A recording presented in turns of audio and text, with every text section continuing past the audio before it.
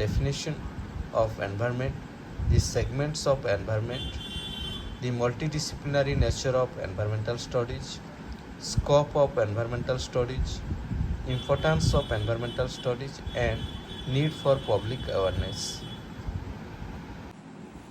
So definition से start करते हैं.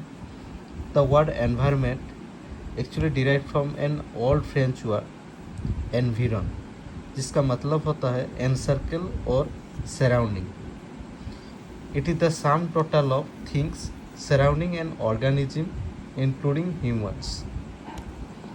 Also, environment means the natural environment which encompasses all the biotic and abiotic elements that form our surroundings, that is air, land, water, forest, seas, animals, all other things and non-living elements on earth.